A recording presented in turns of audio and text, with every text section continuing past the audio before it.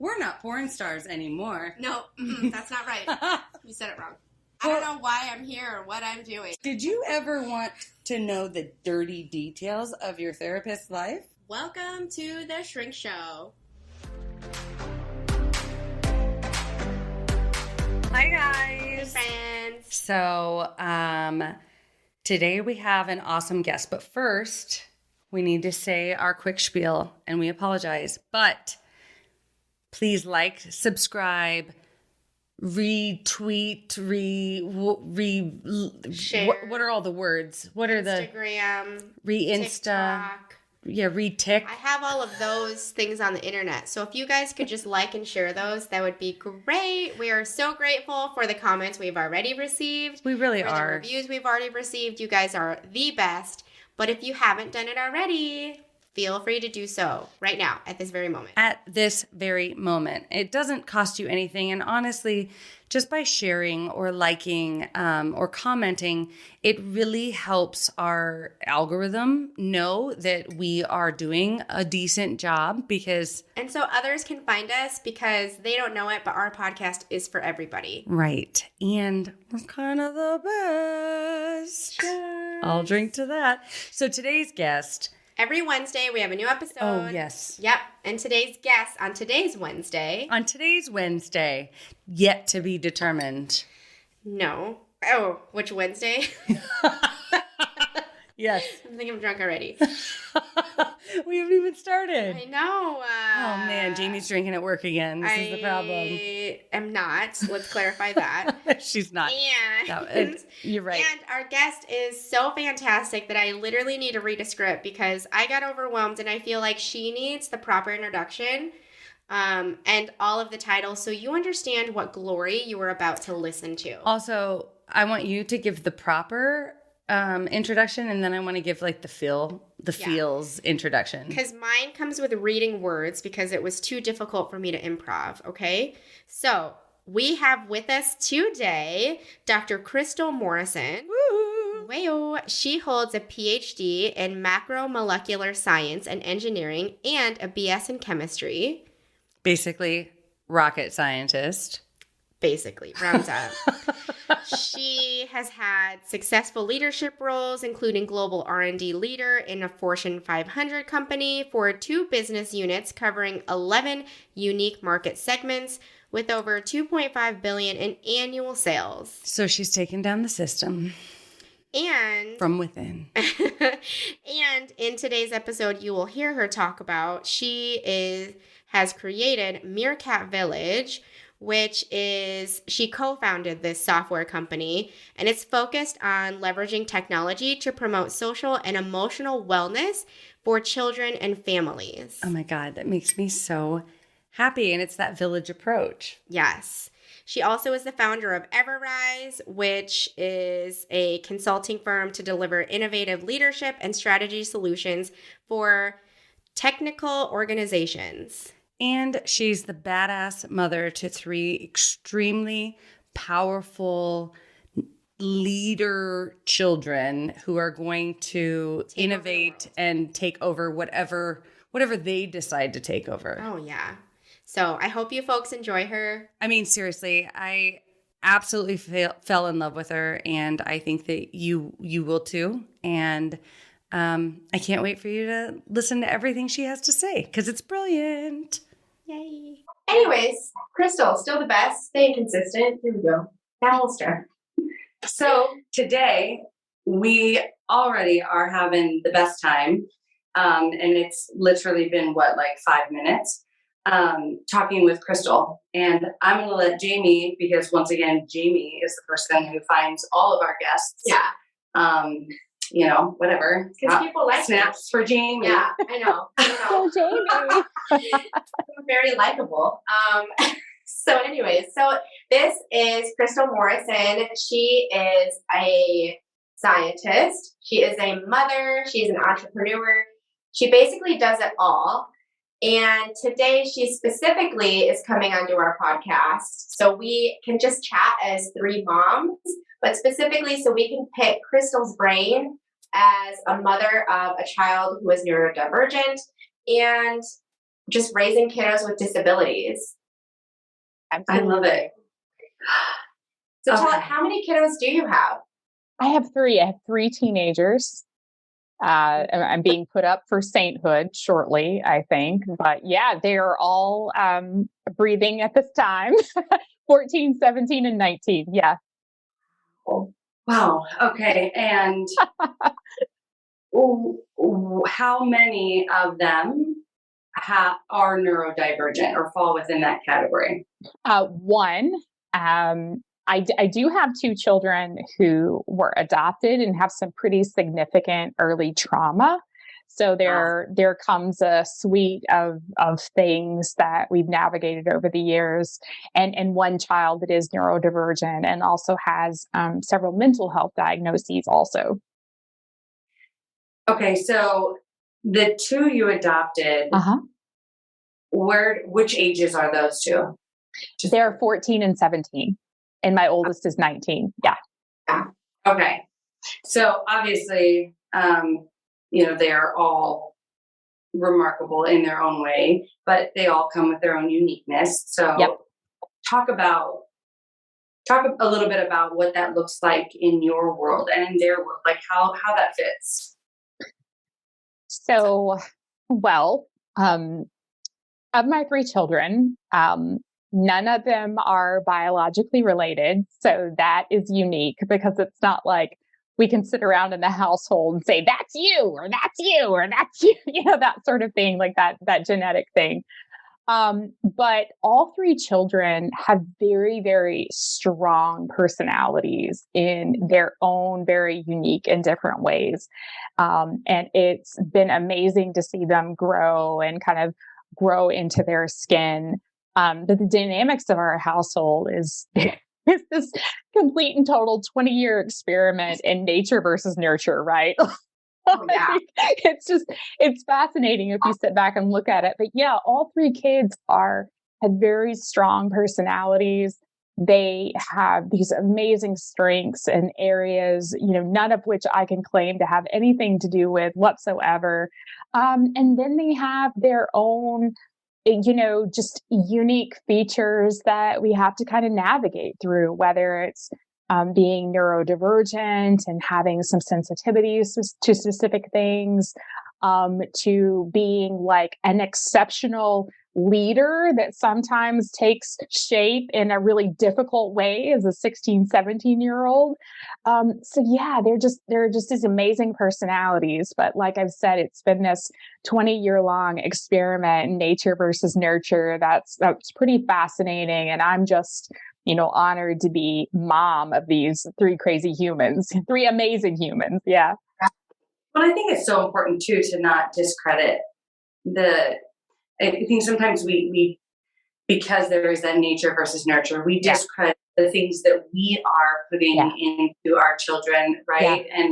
And their amazing creativity and their big personalities. I mean, you have a big personality just in your energy, and it doesn't surprise me that that's the sort of kids you have. So you probably have put a lot more into their, personality traits than you give yourself credit for. Yes. In fact, I'd love to tell a story about my daughter. She told her teacher asked her one time, if all of your friends, did so and so, would you follow them? And she said, no, I would be leading them because my mama raised a leader and not a follower. I was like, yep, she's mine. I love her.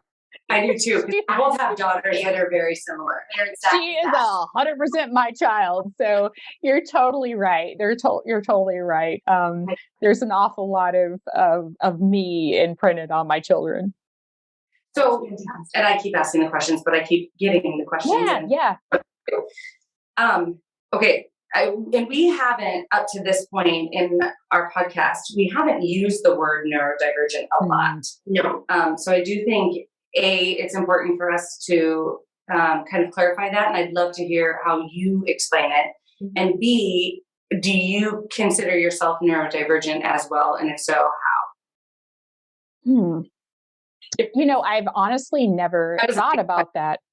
I've never thought about that before on whether I consider myself neurodivergent. The way I kind of describe it to others, and this is based on my experience with my own child, is having a very unique lens on the world. I like to think of that as neurodivergent, a very unique lens that sees things and sees the world in ways that I can't possibly imagine.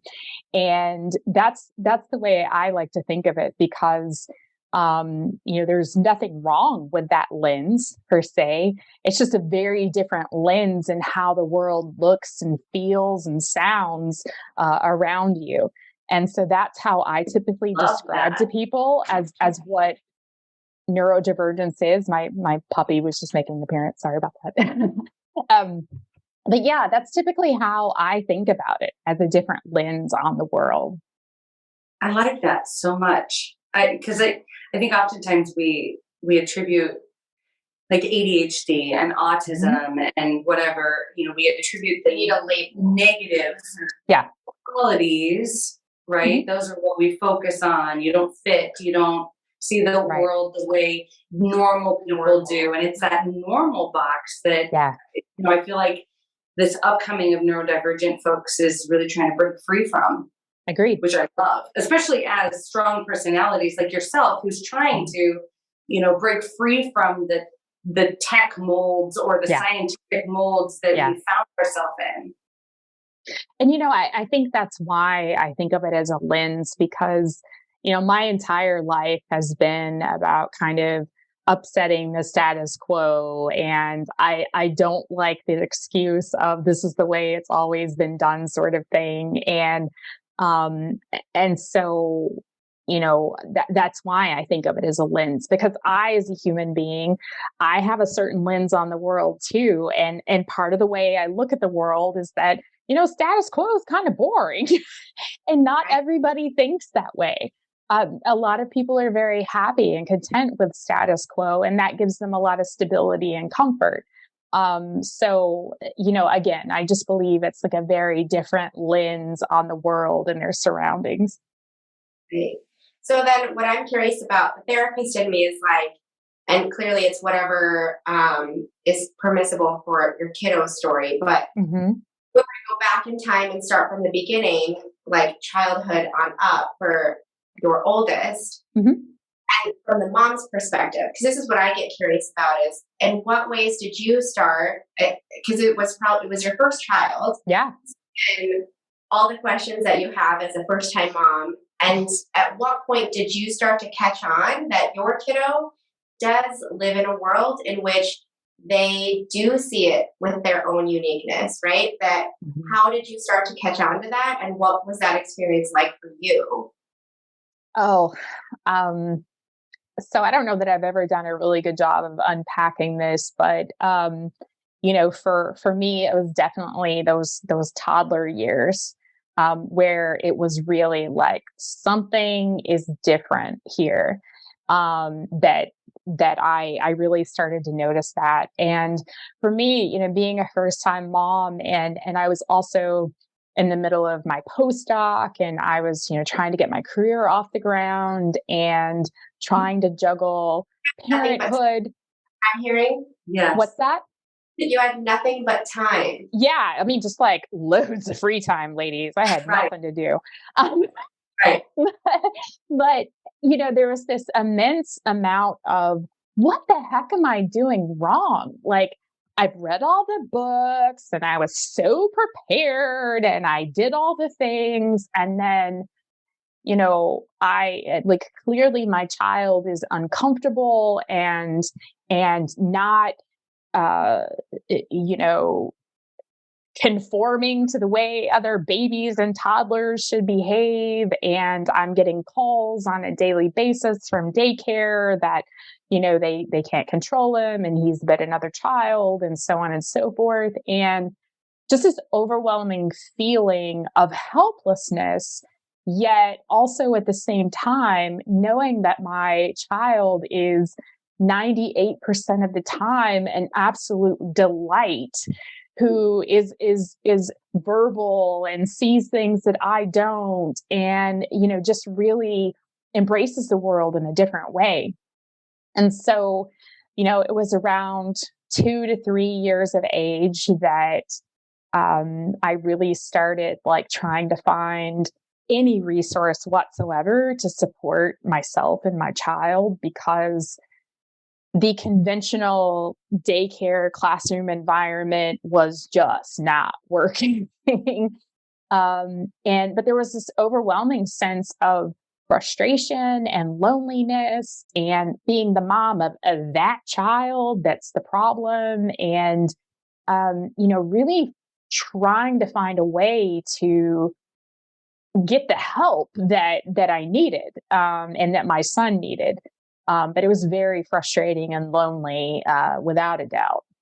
You bring up such a good point, because even as an individual with ADHD who works with folks with ADHD, oftentimes I do feel like I'm having to destigmatize what ADHD looks like for them, for their parents. And I think that loneliness of the traditional system doesn't necessarily embrace that unique lens on life. Right. And then mix that with, I'm now feeling insecure as a parent. I'm trying to find the services that aren't out there. Exactly. And then I am met with all of these looks of disdain from everyone around me. And it's like, well, but why don't you see the beauty? So then you're trying to destigmatize something that frightens everyone else. And it's exhausting. It's exhausting. It is incredibly exhausting. And of course, many people in the outside world just look at you and immediately put that label of you're just a bad parent. I mean, let's be honest. People, would see my child misbehaving in public, or losing it on an airplane or in an airport or grocery store or any number of different places. And you can just see that look on their face, like that judgy sort of like, sort of thing. I wish the listeners can see that all of our faces, because you know what it is.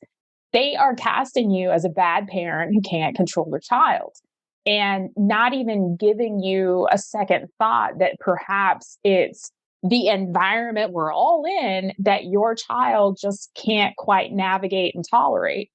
And that bit of grace that you need in that moment is always replaced by that sense of judgment that you're just a bad parent. Well, and not only that, but the kids feel that too. Oh, huge. Always. I tell the story of, as a child being raised, well, somewhat, my mom having schizophrenia and bipolar. I saw the looks that society gave her, and that helped me learn how the world wasn't safe, right? Yeah. So your children are learning, well, okay, so mom's stressed, mom is feeling judged, and like, it's my fault, it's exactly. my fault, I'm a bad kid. Yeah. And then society, we just throw those kids away. And that's exactly the population that I work with. Right. Are those kids that get thrown away. And I do spend so much time on the phone with the parents, just trying to help them realize it's okay. They're okay and doing a great job. Yeah. And at the end of the day, that's what we want. We just want our kids to be okay. Like sometimes we just want somebody else to tell us like they're okay.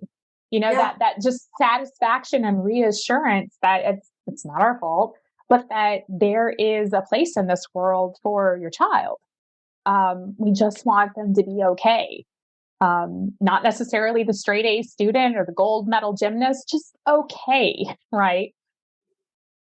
How do you connect your scientific mind with the mental health mind? Like, how do those, or do they even merge? I mean, do you keep them separate? Do they connect? Like, guarantee the way you think, you've probably gone down rabbit hole after rabbit hole. Yeah. That's what I would do. It's exactly what I would do too. And I'm just curious what that looks like for you. Well, and as a mom, probably just trying to advocate for your child, just rabbit hole. Yeah. Yeah. So it actually looks like a lot of different things. But I will tell you that, I was growing in my career as an R&D leader at the same time I was growing my family. And, one of the things that I had a lot of clarity on in my professional life was, the power of building a really high performing team. What amazing things can happen when you bring together rock star professionals to tackle a challenge, like building that high performing team and how to do that.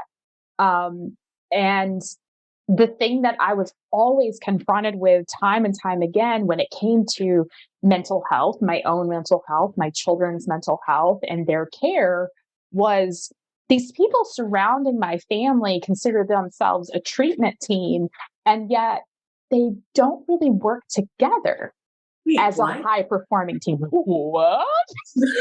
What did you say? So that's kind of like that, how my scientific brain and that, role in my personal life kind of came together is when I sat down and I thought about a technical problem, I would like, okay, who is the A team I'm going to bring together, the badasses that we're going to tackle this, we're going to work together and we're going to solve this problem. And that's how I approached, whether right or wrong, the situation with my family. Is like, who do I know? Who am I going to find? Where's my village? Let's get them on board. And then even when maybe they were on board, it was sort of like ships passing in the night and me trying to keep everybody on the same page. So that's at least one example.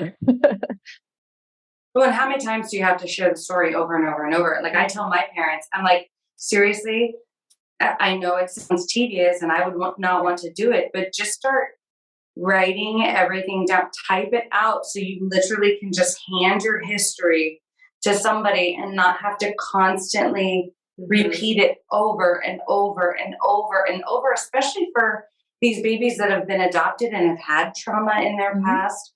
That there's that generational, we do a lot of discussions, and Jamie's a huge fan of generational trauma that, well, she's not a fan of it. Love it. I get it. Generational trauma for you. Here's concert tickets. We're going to listen to generational trauma. Yeah.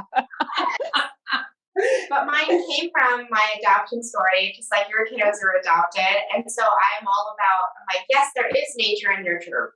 But I think it's fair to hold space for both of those. Yes. And the trauma before you got your family, right? And also the love. Yep. Yes. The love and adoration you may very well have had from your first family also. Exactly. Yes. Yeah. It's important to consider everything that makes up everybody. And I mean, that's the same even for, schools. And I love that you brought up daycare because a lot of the systems we continue to operate in, they are struggling. They're struggling because they are antiquated and they have not evolved in the way that they need to embrace the neurodivergence of the future, because that's the direction we need to go. And it's frustrating when you're that parent trying to find those services and they just aren't out there. And then your kid gets labeled bad. And then what happens is this spiral of bad behavior. And then, of course, we blame the parents, right? Because it's always the fault. Yeah. Well, and even like you were saying earlier, Crystal, about you have this great team, but you're having to probably relay the same exact message to all 17 people on this team, and how exhausting. And then if one person leaves and then another person fills in place. Oh my goodness. And your phone's talking to us. Fury has gone rogue. She's super neurodivergent. She has opinions about this as well. Upset. She doesn't understand. Yeah. So just like my dog. It's fine. Natural interruptions. So then, okay, so you're getting through like the initial, okay, so we're not checking boxes. I'm assembling my team. So then you move on as kiddo continues to grow, I'm assuming through like school age years. Right. What are some things, because this is where it's like, how do we equip parents who maybe this is their first child, just like you, what are some things you wish that you knew back then, what you know now?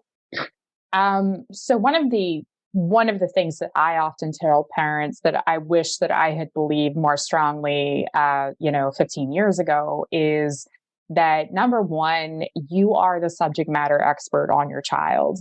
And I mean, can you say that again? You are the subject matter expert on your child. Yes. And it's, that is the one thing that I tell so many parents now is, never ever sell yourself short.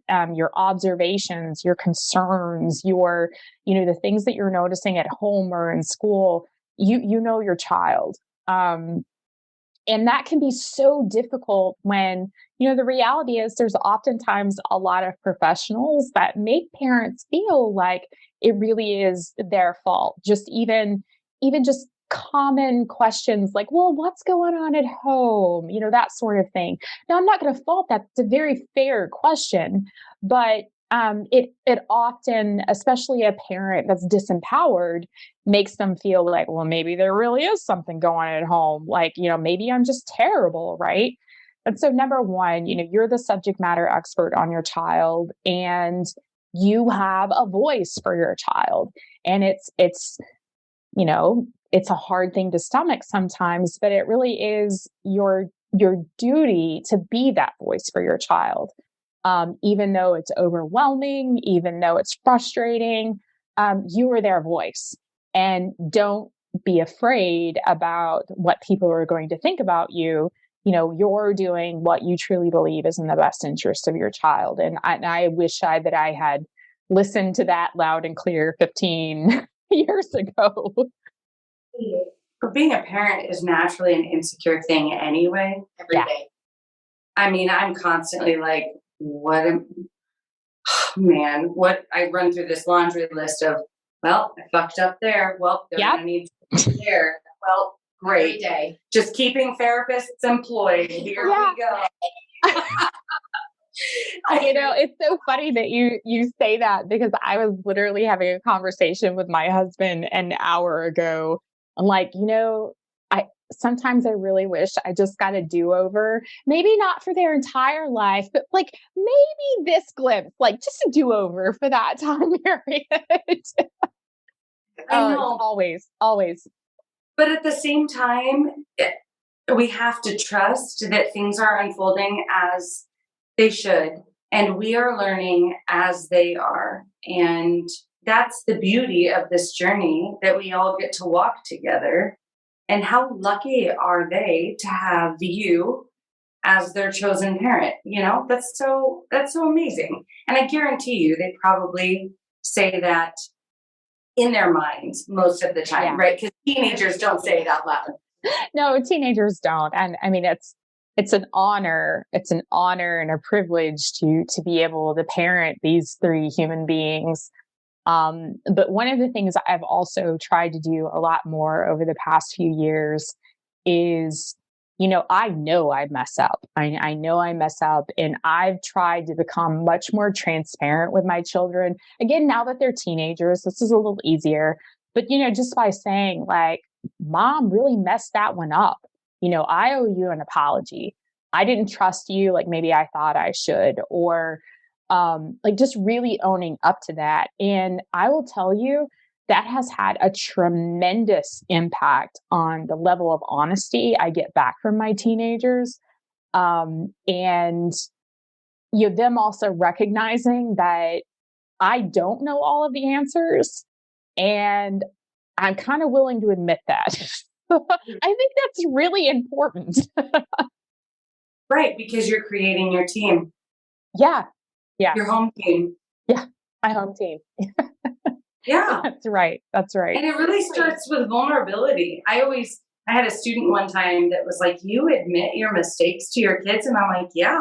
How else are they going to learn to admit their own mistakes? How else are they going to feel safe to say, I screwed up. I'm sorry. That was my bad. I hurt your feelings. I did this, or this, and you're right. It does promote that level of honesty that, a parent trying to act like they know everything doesn't. Well, and I have conversations with parents and teenagers and young adults all the time. And, one of the things that's always coming up is about personal responsibility. And even with my child, my now adult who's neurodivergent, this concept of personal responsibility and executive functioning skills and those sorts of things. And those are things you have to actively model. You have to actively model. Like you don't necessarily go to a class on personal responsibility and executive functioning. You have to model that as a parent. And I actually sometimes like it when my kids make fun of me. They're like, doctor, like, she's not a real doctor, like that sort of thing, because they recognize that I don't know everything. And of course, they're making fun of me. But it's also because I'm very comfortable admitting what I don't know and, letting them also know that if I can't find it out, we'll work together and they find somebody who does know. And that has made a huge impact on my family. Oh my God. Can I just say, I love you already so much. Seriously, because I wish we lived closer. Seriously. Where do you live? Pittsburgh. Oh, that's way too far. I know. Oh, terrible. We got a road trip, like meet in Chicago or something. I know. We have to be in Chicago. Seriously, I love your energy, and I love your advocacy for this, because it's something that I feel very passionate about. Because this is the population that I serve, and I do feel like they are often misunderstood. The parents are misunderstood, and many times the parents themselves are these children raised by these children because they hadn't learned. And so that's where, when your kids are so lucky to have had a parent who is willing to heal themselves and look at their own weaknesses and confront whatever needs to be confronted and say, like, I'm going to assemble the best team, and that's that. And I am the expert. God damn it. That's right.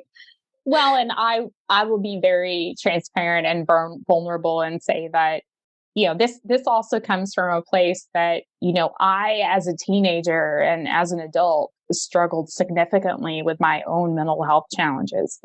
I suffered from an eating disorder as a teenager. I almost died. I suffered from anxiety and depression. And, I lived in rural Arkansas. There were not resources for help. It was, this village of extended family members and parents and grandparents that supported me and helped me heal and get better.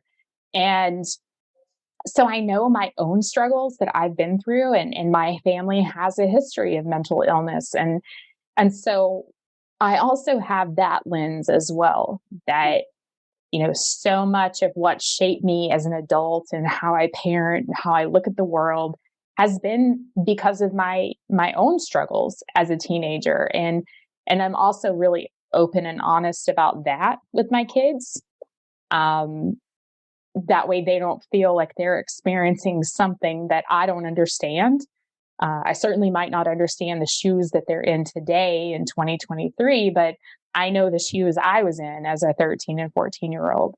And I mean, I'm not going out and recommending that every parent, dig up their own issues, but that really has shaped the way I see the things that they're experiencing and how I parent and navigate through that. Well, and I actually would argue that every parent should dig up their own issues, because you do need to heal yourself and those wounds in order to. Oh yeah. I mean, Jamie, I was loves this shit. I was like, literally, the last session I just had was about, they were recognizing they were struggling with their child, and I was like, and they're like, well, I pieced together, like, this is what the problem is, and this is why I can't apologize to them, and why I'm still so mad about this, even though it's a child. Mhm. And I said, that's fascinating. You know, a lot of times parents I work with, they struggle the most with their children because those are the parents who see their children as a reflection of them rather than seeing their child as a separate person. And until parents love their child for who they are, not the reflection of who they are, then it is difficult to see the wonderful way in which their child lives, to see the different like positive attributes and characteristics that this child comes with. Because those are typically the parents who are saying, oh my gosh, like again, and you know, what, and I think I've even asked you on other episodes, I'm like, why, like what would happen when you were a child when you behaved that way? And you're like, well, I would get in trouble. People would look at me this way. I knew that was unacceptable. And it brings something up within you. And you will now, as a grown up, have that same visceral reaction when your child treated this way. And a lot of times it's masked in this protective nature of, I don't want society to look at you weird. I don't want you to not fit in. I don't want you to get bullied. I don't want you to be ostracized, whatever it is. But until you can clean up what it is within you, it's very difficult to see your child as, no, they are their own separate person. They are not me going through the same mess that I went through. Right. Because I went through the mess that I went through, I'm here to, just like I asked you, what would you tell your younger self? Like, guide these kiddos through it, right? Help them navigate. Make it so they are doing it alone, like maybe you did, or with less resources, like maybe you had. Yep. That's right. Just that coach and that guide. And you know, there does become a point, and this is really hard for, I think, all parents. There does come a point when your child becomes an adult and they do have to make decisions on their own if they are, you know, capable of making those decisions and living independently. And you also can't necessarily hold yourself responsible for those decisions they make. You know, you just have to do the best to, you know, be that example for them and give them the experiences and the love and surround them with people that can support them. But they're still going to make decisions that you don't agree with because they are an adult and an independent human being. I mean, I'm also at that stage right now. And it is hard. And I like how you said that they see it in through a unique lens. Because even, especially with trauma, I always use the phrase, trauma is a lens, not an excuse. And the same, you know, that's a good mindset for our parents of kids with neurodivergence or their own unique lens is you're providing society a lens with which to see them. You're not excusing the behavior of biting. You're not excusing the behavior of, you know, hitting another kid or screaming and disrupting the entire class. I am not excusing it by explaining it. And even in my own intimate relationship with my husband, once I figured out I had ADHD, which I'm a mental health therapist, that took me way too long to figure out. But, you know, it's all right. It is what it is. That was my own journey to walk through.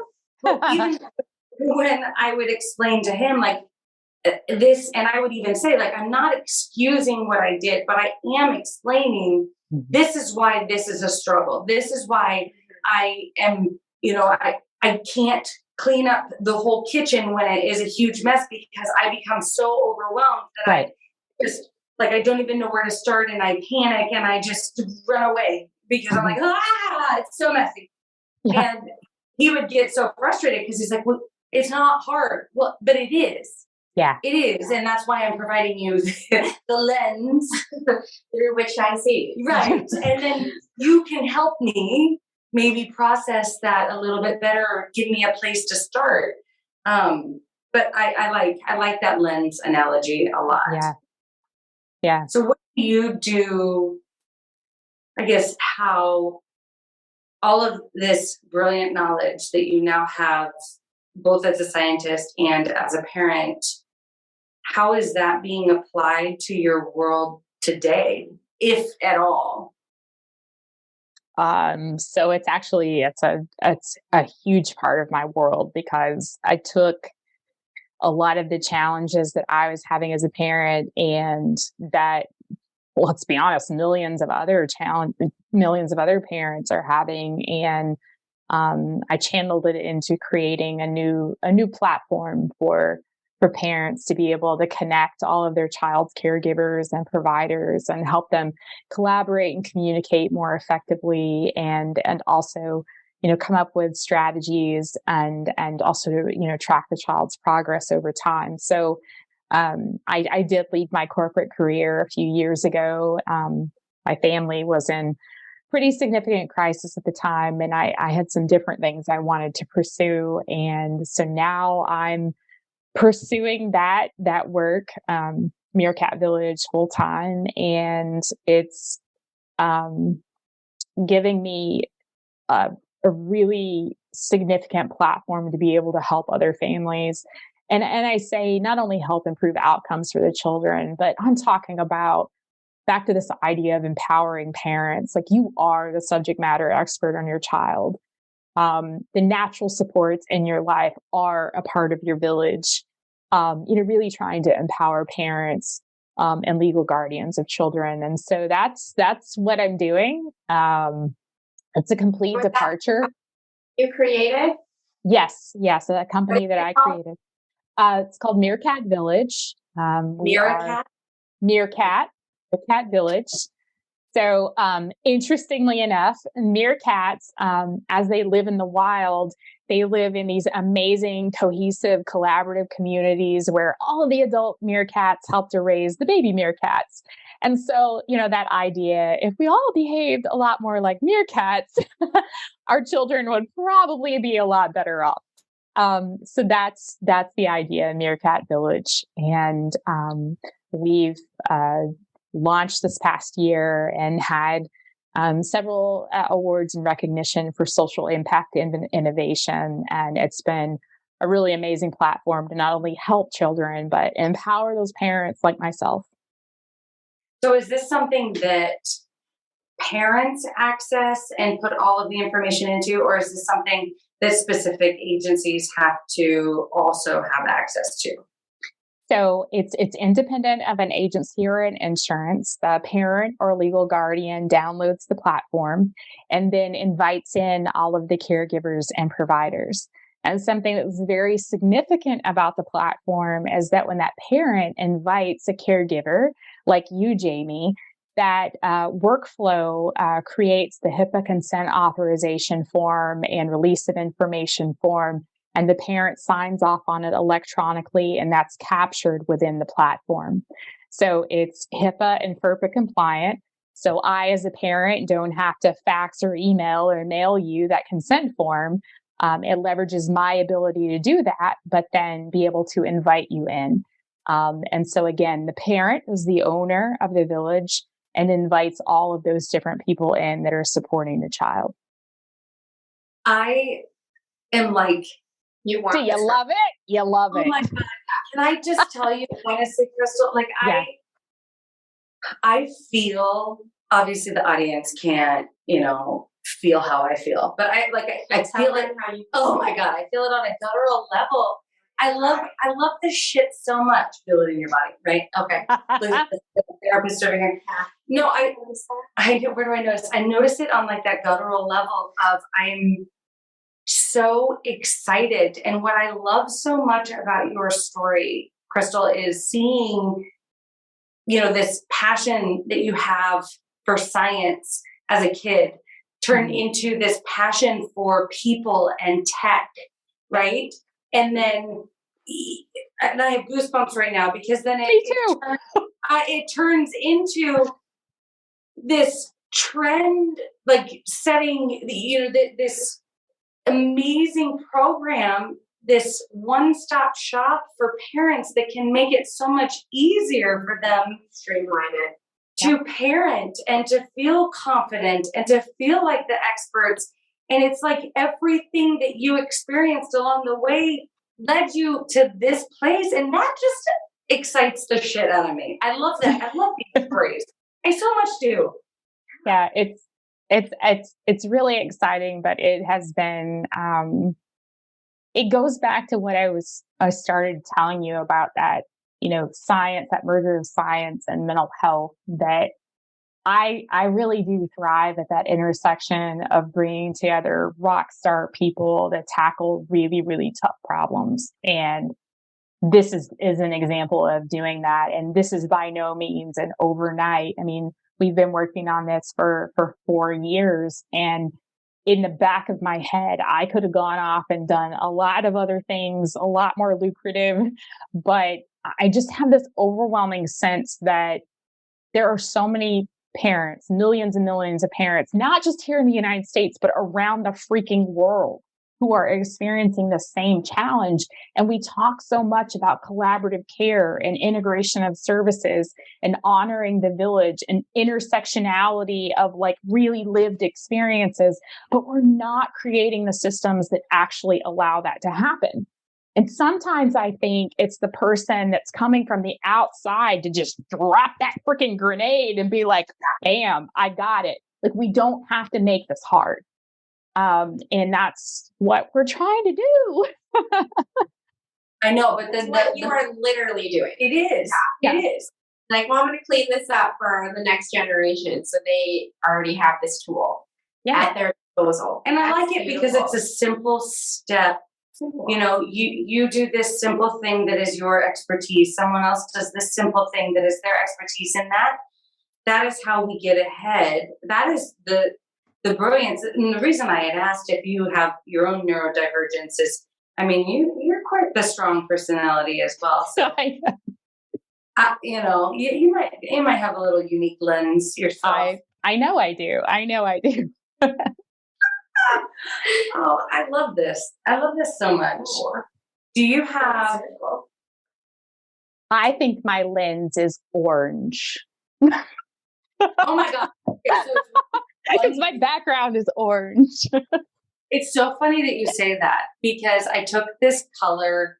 This is kind of a side note, but yeah, I didn't mean to go here. So, but yeah. No, but I love it there because I took this. I went to a conference once and they had a color, like, what color are you? And they split every personality. It was a personality thing. They split every personality into 4 colors, and they were orange, blue, green, and yellow. So, blue was your emotional healers, feelers, your, my nurses, your caregivers, like, those were your blues. Greens were your data. Like, I love facts and data. Yeah. And I want all of the data, and I want to input it, and I want to see what the facts say. Totally chosen that color. Yellow were your organizational, and you're a mix of all these colors, right? But one tends to be the highlighted one. Yellow were your like HR, your they like to organize and be orderly. Marie Kondo probably fell within that until she had 3 children, right? Now, and I'm like, yeah, I knew that long before you had 3 children. This is why I didn't even watch your show. I gave up long before. Like, envelopes, no, it's not happening. Anyway, although I do like the does it bring you joy? So I do that. Like, she is adorable. Yeah. Thank you. And then you give it away. I like that. I do that. I like that a lot. And then your 3 toddlers show up and like, yeah. And they say, "What's this?" My daughter, "Why did you throw this away?" I'm like, your dad did it. That's what I say every time. I just say, "Oh, oops, it made it into the box," and then I play with it for 2 seconds, and then I grab it again and throw it back in the box. What was the orange? Oh, and the orange. And the reason I love that you said orange is because I'm orange. I'm orange. I'm mostly orange with a lot of blue. Which once I say it, you're gonna be like, yes. I'm just green and yellow. This is why. Yay, team us. Orange was like your idea people, your big picture, and so the way she described it, and the way she described it was that you needed all 4 colors, and she used the example of going to the moon. So you needed an orange to be like, what if we went to the moon? Like, what What if we could do that? What if we just took a rocket ship to the moon? And then you have your greens that are like, well, statistically, let's look at the facts. Let's look at, is this something that we really could do? Let's figure out, can we create a rocket ship that could do that? Your yellows are the ones that are like, okay, let's organize what this looks like long term. Let's figure out all of the logistics and everything within that. And then you have your blues that are like, well, they're going to have to eat and they're going to have to shit. So let's figure out all of that on the moon. And it's like you needed all 4 colors to get to the moon. And that's what I love about this neurodivergent world is if we can just see it through the lens of colors, and that we're adding a rainbow now, right? We're not just 4. We are this whole myriad of, we've got fucking salmon over here, and we've got cyan and turquoise and, forest green, whatever. But everybody brings something so unique to the team that if we allow them to bring their uniqueness to the team, we can truly make the amazing team that can get us to the moon. Or That's right. That's right. That's right. You got me on a soapbox. Mine's right here. Right here. A side note, do you like crystals? Yes. Yes, because my name is Crystal and I grew up in Arkansas near like the crystal center of the universe. Oh yeah, like you mining and everything. Yes. Crystal mines everywhere. Yeah. Have you done it? Mines everywhere. Yeah. Oh my God, I'm so as a kid, you could just find them everywhere. So it was really, really fun and easy. And I did, it's me.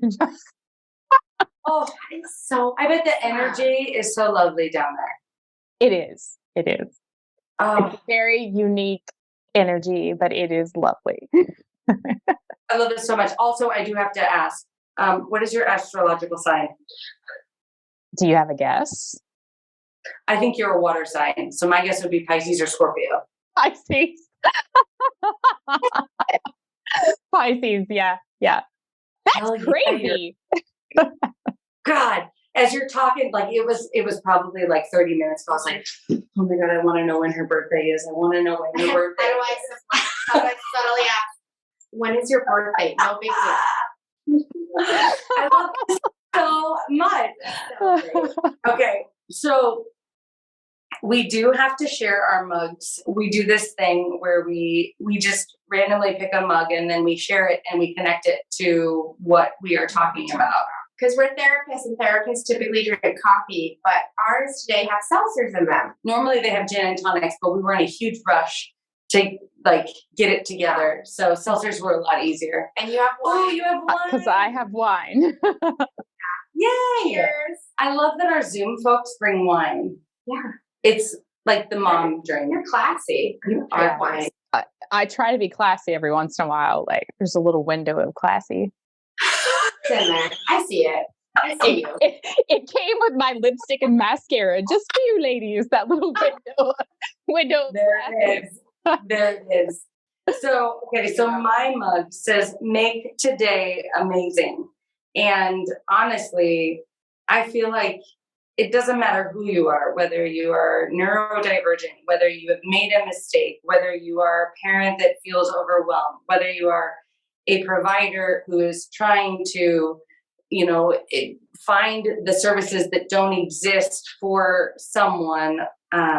You can always make today amazing, and simply by connecting, simply by just being in the energy and just acknowledging the journey that someone else is going through and sitting with them and allowing it without judgment. Without judgment. Very important. So mine is, it turns out I'm not an afternoon person either. Either. I say either. You say either. Mm-hmm. It's because we're the opposite. Mm-hmm. Any hoodles, this means that this is the lens in which I view. I'm not an afternoon person. And that's okay. That's my uniqueness. I'm not a morning person either. So it is what it is. But I still am a beautiful green, and you will accept that as your orange. I will accept that. I will accept. Look at this, orange, Green. Yes, green. How? There we Yeah. are. Oh, okay. Thanks so much, Crystal. All right. Thank you. Bye. If you think we're cool, Or even if you don't, please like or subscribe so you'll stay up to date on all things The Shrink Show. feel free to follow us on Instagram, Twitter, or Facebook at The Shrink Show. You can also visit our website at theshrinkshowpodcast.com to check out some of our merch, submit your episode topic requests, tell us a funny story, or even donate money or gin to the cause. Thank you for choosing to spend a portion of your life with us. And remember, don't take yourself too seriously. Life is all a giant shrink show. A Huda Media Production.